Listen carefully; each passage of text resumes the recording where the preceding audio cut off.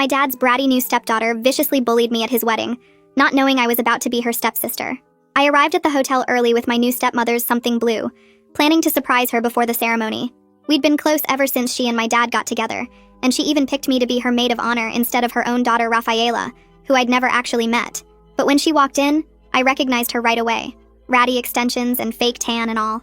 I'd lost 60 pounds since the last family photo my dad had shared, and my hair was now blonde instead of brunette, so she didn't realize I was the girl who was about to be her new sister.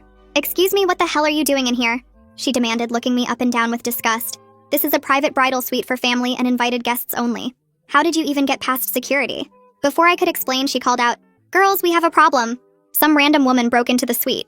I tried to say, but she cut me off immediately. And honestly, part of me wanted to see what kind of person my new stepsister really was before she knew who I was. "Oh my god, look at your dress," Rafaela said, circling me like a predator. "Did you get that at Goodwill? It's so pathetic when poor people try to sneak into nice events. You probably saw the wedding announcement online and thought you could pretend to belong here." 2 other bridesmaids came in and she announced, "Look at this tragic woman trying to blend in with that awful dress and those palest shoes. It's actually sad."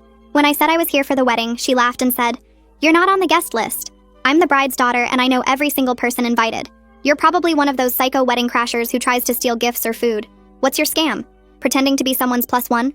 Rafaela's posse started filming me with their phones, and I realized if I identified myself now, this video of me dripping with humiliation would exist forever.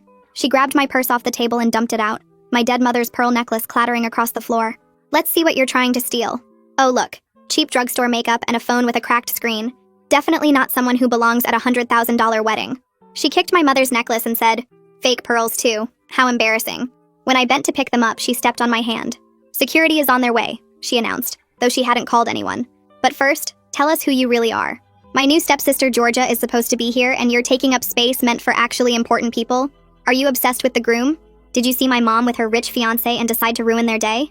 She pushed me backward, and I stumbled into the champagne table. I could have said, "I'm Georgia," but the words stuck in my throat watching her invoke my name while being so cruel. One friend suggested maybe I was confused, but Rafaela got angrier. "Don't defend her. She's probably mentally ill.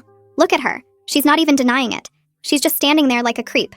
She got in my face and said, "Georgia is the maid of honor, and when she gets here, we're going to laugh about the crazy woman who tried to infiltrate the wedding." She picked up a champagne bottle and started shaking it. "You know what? You need to learn what happens to wedding crashers." She popped it and sprayed it all over me, soaking my dress and hair completely. "Oops! Now you really look like trash. Street trash covered in alcohol. Perfect." The other girls laughed and took pictures while I stood there dripping, thinking how my dad would feel if I caused a scene right before his ceremony. When I didn't leave, she got on her phone and actually called hotel security. "We have an intruder in the penthouse bridal suite. She's unstable and refusing to leave. She's probably dangerous, might be on drugs. Please hurry." She smiled at me and said, "They're going to arrest you. This is a felony, trespassing and attempted theft. Your life is about to be ruined." She grabbed scissors from the makeup table and came toward me. "Actually, let's make sure you can never crash another wedding." She grabbed my hair and actually cut off a chunk of it. "There. Now you look as crazy on the outside as you are on the inside. When Georgia gets here, the actual maid of honor, I'll tell her how I protected the wedding from a psycho stalker who was probably going to hurt someone." At this point, I was in too much shock to speak. That's when the door to the adjoining room opened, and my stepmother walked out in her robe, hair and makeup perfect. "Georgia! There you are. I was wondering when my maid of honor would arrive. Sweetheart, what happened to your hair?" Rafaela's hand still held the scissors and my cut hair as she stared between us, her face draining of all color as she realized she'd just assaulted her new stepsister. My stepmother's eyes went from the scissors to the chunk of blonde hair on the floor to my butchered head, and her whole body went rigid. She rushed across the room and grabbed my face in her hands, turning my head to check my scalp for cuts while Rafaela stood there frozen with my hair still tangled in her fingers. The champagne that had been dripping off my dress was pooling on the white carpet and making these little splashing sounds every time I moved. My stepmother's fingers shook as she touched the jagged edges where Rafaela had hacked through my hair, and she whispered something I couldn't hear at first. Then she said it louder. "What did you do to Georgia?" And her voice cracked on my name. Rafaela's mouth opened and closed, but no words came out, and the scissors in her hand started shaking so bad I thought she might drop them. Sharon took a step backward toward the door, and Chiara did the same thing, both of them still holding their phones but not recording anymore. My dad must have heard the noise because he appeared in the doorway wearing his tux with the bow tie still undone, and this huge smile on his face that disappeared the second he saw me. He took in everything at once. Me soaked in champagne with chunks of hair missing, Rafaela holding the scissors, his bride with tears starting to form in her eyes. "Georgia, sweetheart, are you hurt?" he asked and started toward me, but my stepmother was already examining my scalp again. Before I could say anything, she spun around to face Rafaela, and her voice got hard in a way I'd never heard before. "Explain yourself right now," she said, and Rafaela finally found her voice and started talking so fast the words ran together. She kept saying she didn't know it was me, that she thought I was breaking in, that I looked different and wouldn't say who I was. Sharon quietly moved her hand to her purse and slipped her phone inside while Ciara kept looking between everyone like she wanted to disappear. Blake showed up then, the wedding planner in his perfect gray suit, and I saw his professional smile freeze when he took in the scene. He pulled out his phone immediately and started texting someone while walking further into the room to assess the damage. "We need to push the ceremony back," he said quietly, and then louder when no one responded. My stepmother reached out slowly and took the scissors from Rafaela's hand, setting them on the makeup table before telling Blake to call hotel security right away. She guided me to the couch and sat me down, her fingers going back to my hair to examine how bad the damage was. Every time she touched the cut edges, her hands trembled worse and I could see her trying not to cry. Rafaela suddenly came alive again and started pacing back and forth, talking about how this was all just a big misunderstanding. She kept saying I should have told her who I was, that I was acting weird, that anybody would have done what she did if they thought someone was breaking into their mom's wedding. My dad's face got darker with every word, and he moved to stand between me and Rafaela like he was protecting me, even though she wasn't holding the scissors anymore. Julius from hotel security arrived faster than I expected. This tall guy in a dark uniform who took one look at the room and immediately started taking control. He asked everyone to stay calm and started moving people to different parts of the suite, putting Rafaela near the window and keeping me on the couch with my dad and stepmother. The whole feeling in the room changed when he walked in because suddenly this wasn't just family drama anymore, but something that might involve the police. I hadn't said much since my stepmother walked in, but when Julius asked what happened, I finally found my voice. "I want to file a complaint for assault," I said, and watched Rafaela's face go white. She started crying immediately, these big dramatic sobs while saying, "I couldn't do this. Not today. Not on her mom's wedding day." My stepmother closed her eyes like she was in physical pain, caught between her daughter who had done something terrible and doing what was right. Julius turned to Sharon and Ciara and asked if they had witnessed what happened, and both of them nodded slowly. He asked them not to leave and said he'd need statements from them and wanted to know if anyone had recorded anything. I saw Kiara's hand move toward her purse without thinking about it, and Julius noticed it too. Blake stepped closer to Julius and started whispering something about needing to handle the vendor calls immediately. His phone was already buzzing nonstop, and I could see text messages piling up on his screen. He walked over to the window and started making calls one after another, his voice calm and professional as he told people there were technical difficulties with the sound system. Julius turned to me and asked if I had any physical injuries that needed documenting. I held out my hand where Rafaela had stepped on it and showed him the red marks across my knuckles. Then I picked up my mother's pearl necklace from where I'd gathered it off the floor earlier and pointed out the scratches that weren't there this morning. Julius took out his phone and photographed my hand from different angles, then took close-ups of the damaged pearls. He made notes in a small notebook about property damage and asked me how much the necklace was worth. I told him it was priceless because it belonged to my dead mother, but the insurance value was around $3,000. Blake was still on the phone telling someone the ceremony would start 90 minutes late, and I heard him mention that guests were already arriving downstairs. My dad moved closer to me and put his hand on my shoulder, asking quietly if I was really okay or if I needed medical attention. I shook my head, but my stepmother came over and asked Blake to give us a moment alone. She guided me to the corner of the room near the bathroom door, while everyone else stayed busy with their tasks. Her eyes were full of tears, and she kept touching my ruined hair gently. She asked what I needed from her right now, and I told her straight out that Rafaela needed to face real consequences, not get away with assault just because it was a wedding day. My stepmother nodded slowly, and I could see how much it hurt her to hear that, but she understood. Rafaela suddenly started moving toward us from across the room, but Julius stepped right in front of her and held up his hand. He told her she needed to maintain distance during an active investigation and couldn't approach the victim. Rafaela's face went red and she started yelling that this was ridiculous, that I was ruining everything on purpose just to hurt her mother.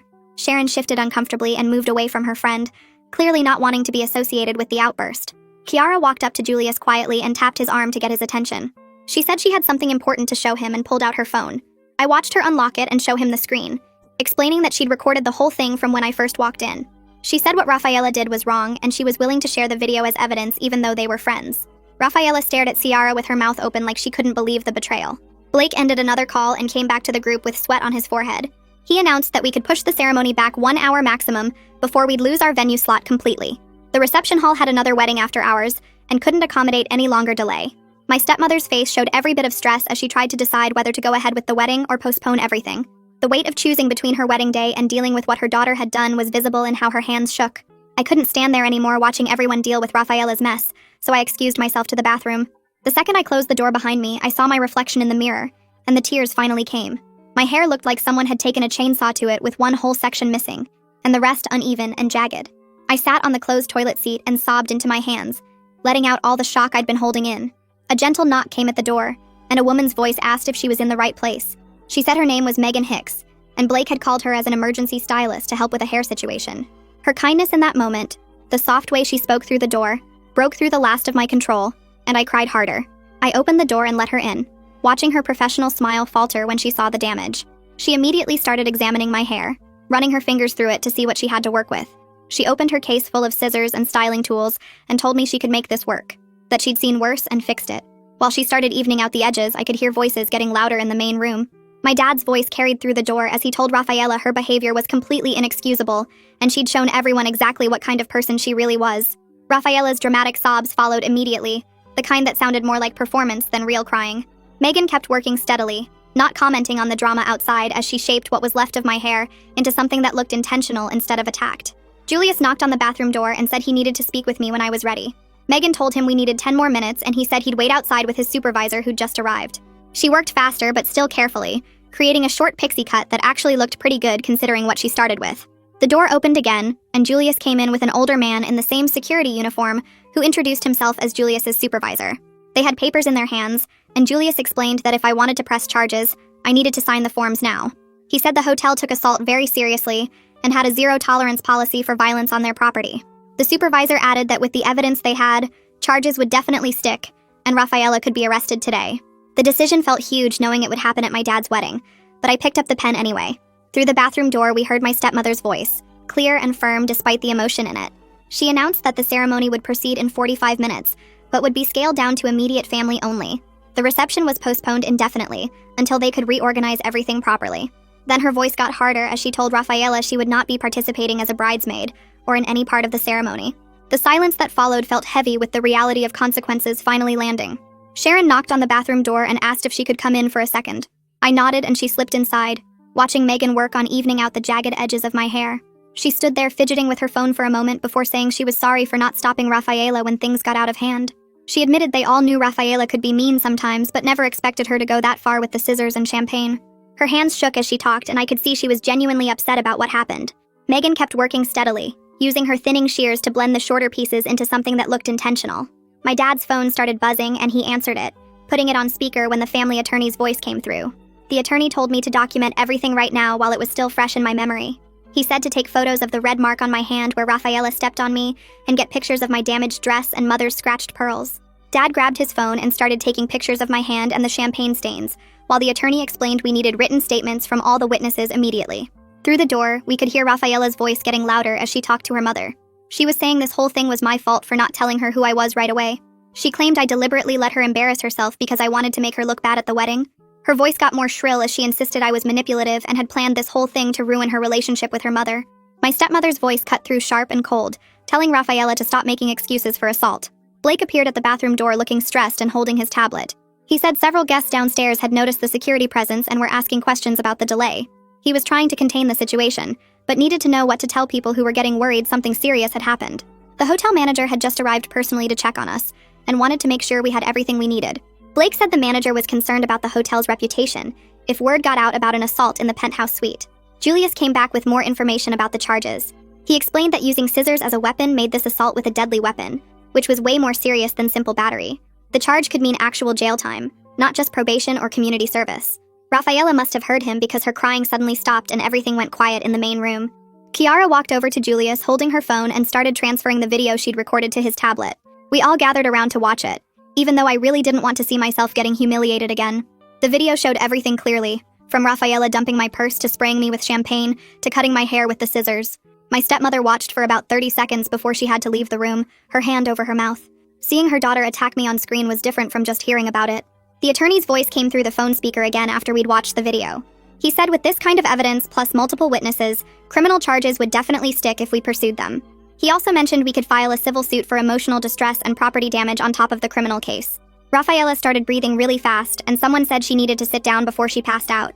My dad turned to me and said that no matter what I decided about pressing charges, Rafaela wasn't welcome in our home anymore. He said real family doesn't treat each other this way, and she'd shown she couldn't be trusted around me. His voice was firm and angry in a way I'd never heard before. My stepmother came back into the room with tears running down her face, but she didn't argue with his decision. Blake cleared his throat and said he'd managed to reorganize the ceremony with just immediate family and closest friends. The big reception with 200 guests would have to be canceled completely. He showed us the numbers on his tablet, and the lost deposits alone were over $30,000. The catering, the band, the flowers for 200 people, all of it was non-refundable at this point. My stepmother just nodded and said she understood, though her face went pale at the financial loss. Megan stepped back and handed me a mirror to see what she'd done with my hair. She'd transformed the hack job into a short pixie cut that actually looked pretty cute even though it wasn't anything like what I'd planned for the wedding. The sides were super short, but she'd left some length on top that she styled with product to give it texture. She'd worked actual magic with what was left after Rafaela's attack. I thanked her and started crying because this small act of kindness after everything else just hit me hard. She squeezed my shoulder and started packing up her tools, saying she was glad she could help make something good out of a bad situation. Julius pulled out his tablet and started explaining my options while everyone watched. I could press charges right now and have Rafaela arrested before the ceremony. I could file a report for documentation without immediate arrest. I could handle this as a family matter and let the hotel keep their evidence on file. He made it clear the hotel had enough proof regardless of what I chose. The security cameras caught everything from multiple angles, plus we had Chiara's video. Rafaela sat on the couch with her head in her hands while Julius talked. Sharon moved closer to Chiara and I heard her whispering, "They should leave now." She said this wasn't their problem, and they didn't need to get involved. Chiara shook her head and said they were witnesses who needed to do the right thing. Sharon grabbed her purse and said she wasn't getting dragged into court over this. Chiara told her to think about what Rafaela did to me with those scissors. Their friendship was breaking apart right in front of us. My stepmother came back into the room looking more composed, but her eyes were red. She walked straight to me and took my hands in hers. She said she supported whatever decision I made about pressing charges. She admitted Rafaela had never faced real consequences for her behavior before. Her voice cracked when she said maybe this was what her daughter needed. She looked older somehow, like the weight of her failures as a mother had aged her. I told Julius I wanted to file a police report, but asked if Rafaela could stay at the hotel. I didn't want her arrested and taken away before the ceremony. Julius checked with his supervisor on the phone and said they could accommodate that. Rafaela would need to stay in a separate room with hotel security supervision. It was more kindness than she'd shown me when she was cutting my hair. The makeup artist came over and started working on my face, which was streaked with tears. My dad went down to the parking garage to get my backup dress from his car. The champagne-soaked one was completely ruined and smelled like alcohol. Everyone pretended not to notice I was basically starting over from scratch. Megan worked quickly to fix my makeup while Blake made more phone calls. Julius explained the terms to Rafaela, who nodded without looking up. She agreed to the supervised isolation rather than being taken to the police station immediately. 2 security guards came to escort her to a small office on another floor. She stood up slowly and looked at her mother one last time. Her face was desperate and pleading, but my stepmother just nodded. Rafaela followed the guards out without saying anything else. Blake came over with his phone showing me the updated timeline. Guests were starting to ask about the delay and getting restless downstairs. He told them there was a minor medical emergency, but everything was under control. He said the truth would create more drama than anyone needed right now. Some guests were already posting on social media asking what was happening. Blake had his assistant monitoring the post to make sure nothing got out. My stepmother sat down next to me while Megan finished my makeup. She asked if I still wanted to be her maid of honor after everything. I told her yes because Rafaela didn't get to take that from me too. She hugged me tightly and whispered apologies for what her daughter had done. She said she should have seen this coming and done something sooner. I didn't know what to say, so I just hugged her back. We had 30 minutes until the modified ceremony would start. I helped my stepmother with the final touches on her dress and veil. We didn't talk about Rafaela or what would happen after today. The silence felt weird but also necessary after all the chaos. My dad came back with my backup dress, which was simpler than the ruined one. It was navy blue instead of the lavender one soaked in champagne. Everyone turned away while I changed behind a screen in the corner. The new dress fit fine even though it wasn't what I'd planned. Sharon and Chiara were giving their written statements to Julius at the desk. They wrote down everything they saw from start to finish. Julius had them sign and date the papers for the official record.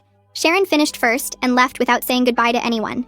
Chiara came over to me before leaving and squeezed my hand. She whispered that she was sorry for everything that happened. She said Rafaela had always been mean, but never this bad. Their departure felt like another consequence Rafaela hadn't thought about. Blake checked his watch and said we needed to head down for the ceremony now, or lose the venue completely. I walked downstairs with my dad holding my arm, while my stepmother followed with Blake making last-minute adjustments to her veil. The ceremony room looked huge with just 20 people scattered in the front rows instead of the 200 chairs they'd set up. My dad kept looking at me every few seconds while I stood next to his bride holding her bouquet. The empty spots where Rafaela and the bridesmaids should have been standing made everything feel weird and quiet. The officiant started the ceremony, and when my stepmother said her vows about blending our families with love and respect, her voice cracked and she had to pause. I saw my aunt dabbing her eyes with a tissue even though she didn't know what had happened upstairs. The ceremony ended quickly without all the readings and special music they'd planned. We took a few photos, but everyone looked stiff and uncomfortable. Julius came over while the photographer was packing up and quietly told us that Rafaela had been taken to the police station for processing. My stepmother just nodded and turned away without asking anything else. The big reception was canceled, so we just went to the hotel restaurant for dinner with the family members who'd stayed. Everyone picked at their food and made small talk about the weather and traffic. My dad kept his hand on mine the whole meal and squeezed it whenever someone tried to ask about Rafaela. After dinner, my stepmother asked me to come to the hallway for a minute. She handed me a check and said it would cover any medical bills, the dress, my mom's necklace repair, and therapy if I wanted it. She also said she was sorry for everything her daughter had done and that she should have seen this coming. I took the check and told her it wasn't her fault, but we both knew that wasn't completely true. 2 days later, I sat in a small office downtown while a prosecutor went through all the evidence Julius had collected. She showed me the video from Ciara's phone and the photos of my hand and my cut hair. She explained that Rafaela would be charged with assault and battery, which would go on her permanent record. The prosecutor said with the video evidence and witnesses, Rafaela would probably get probation and community service since it was her first offense. She asked if I was okay with that, or if I wanted to push for more serious charges. I said probation was fine because I just wanted this to be over. The next week, Rafaela's lawyer called about a plea deal where she'd do anger management classes and stay away from me for 2 years. The restraining order meant she couldn't come to any family events I was at or contact me in any way. I agreed because dealing with a trial would just drag everything out longer. My stepmother called me a few days later to say she'd signed herself and Rafaela up for family therapy. She said she realized she'd let Rafaela get away with too much for too long and they needed professional help. She told me Rafaela's mean behavior didn't start overnight, and she felt responsible for not stopping it sooner. 3 weeks after the wedding, my hair had grown out enough that the stylist could shape it into something normal looking. My mom's pearl necklace came back from the jeweler fixed, but I could still see tiny scratches when the light hit them a certain way. My hand had healed completely, but sometimes I still felt that phantom pressure from Rafaela's shoe. The physical stuff was getting better, but I kept having dreams about being trapped in that suite while everyone laughed at me. My dad started taking me out for dinner every Tuesday, just the two of us. He'd pick restaurants far from where we might run into anyone we knew, and we'd talk about everything except the wedding. One night, he told me he was proud of how I'd handled everything, and that Rafaela would never be allowed near me again. He said he'd make sure of it even if it meant missing some holidays with his wife. He also said he wished he'd protected me better, and that he should have known something was wrong when Rafaela didn't want to meet me before the wedding. These dinners became the best part of my week because it felt like I had my dad back without all the step-family drama. My stepmother kept sending me updates about Rafaela's community service at a homeless shelter and how therapy was going. She said Rafaela was learning about consequences and starting to understand how wrong she'd been. I never responded to these texts, but I didn't block her number either. Part of me hoped Rafaela would actually change, but mostly I just wanted to forget she existed. The wedding felt like it had happened years ago, even though it had only been a few weeks. Everyone in our family acted different now, more careful and quiet around each other. The family we were supposed to become at that wedding never really formed. Instead, we became something else, something broken that we were all trying to figure out how to live with. The first sign things were getting worse came when my phone started blowing up with notifications. Blake had tried to keep the wedding mess private, but someone posted the security footage online. Within hours, the video of Rafaela cutting my hair with scissors was everywhere. People I hadn't talked to in years were sending me links and asking if I was okay. The comments under the videos called Rafaela every name you could think of. Someone even made a meme out of her shocked face when my stepmother said my name. I turned off all my social media accounts and stopped checking my phone except for family. My coworkers kept bringing it up at lunch until I started eating at my desk. The local news picked up the story and ran it as a warning about wedding violence. Rafaela's face was all over town as the girl who attacked her stepsister with scissors. My stepmother started texting me every few days with updates I didn't ask for. She told me Rafaela was doing community service at a homeless shelter downtown. She said the judge made her work there 3 days a week for 6 months. She sent pictures of Rafaela serving food and cleaning tables. She wrote long messages about how Rafaela was learning what real problems looked like. She said Rafaela cried after her first day seeing families with kids living on the streets. I never wrote back, but I read every message. Part of me wanted to know she was actually facing consequences. Part of me just wanted to forget she existed. 6 weeks after the wedding, a thick envelope arrived from Rafaela's lawyer. Inside was a 3-page letter in Rafaela's handwriting. She wrote about growing up jealous of the attention her mom gave other people. She admitted she'd been mean to lots of people before me. She said she was embarrassed by how she acted and understood if I never wanted to see her again. She didn't make excuses or blame anyone else. She just said she was sorry and working on being better. I read it twice, then put it in a drawer. I wasn't ready to forgive, but I noticed she'd actually tried. My stepmother asked if we could meet for lunch a month later. We went to a quiet place outside town where nobody would recognize us. She looked older and tired, but she smiled when she saw me. We talked about safe topics at first, like the weather and work. Then she told me she'd been going to therapy too to understand how she'd raised someone capable of such cruelty. She said she realized she'd always made excuses for Rafaela instead of teaching her consequences. She never asked me to forgive Rafaela or even talk to her. She just worked on earning back my trust one lunch at a time. We started meeting every 2 weeks and slowly it got easier. 3 months after the wedding, Dad planned his birthday dinner at his favorite steakhouse. Just him, my stepmother, and me at a corner table. Nobody mentioned Rafaela or asked why she wasn't there. We laughed about Dad's bad jokes and shared dessert. My stepmother gave him a watch and I gave him concert tickets. It felt like a real family dinner for the first time since the wedding. We took pictures together and everyone looked actually happy. That night felt like proof we could be okay without Rafaela around. A few weeks later, my stepmother called to say Rafaela had finished her counseling program. She said Rafaela wanted to apologize in person and make things right. I thought about it for a day, then called back. I told her I was glad Rafaela was getting help, but I wasn't ready to see her. Some things can't be fixed with apologies. My stepmother said she understood and wouldn't bring it up again. She kept her word and never pushed me about it. The hotel sent a formal letter apologizing for the security breach and trauma I experienced. They offered to pay for all my therapy sessions for a year. Julius called personally to check how I was doing. He said the hotel had changed their policies because of what happened. He sent flowers on my birthday with a note saying he hoped I was healing. The manager comped our entire wedding bill as an apology. These strangers showing kindness helped more than they probably knew. 6 months after that horrible day, I woke up one morning and realized I felt normal again. Dad and my stepmother seemed stronger after surviving the crisis. They'd learned to communicate better and set boundaries. I'd learned to protect myself and not feel guilty about it. Rafaela was still getting help somewhere far away. We were all in better places than we'd been at that wedding. The family we'd planned to be never happened, but what we built instead was honest and real. That's a wrap for now. Thanks for just hanging out and exploring all these little details with me. Until next time, subscribe for more content like this.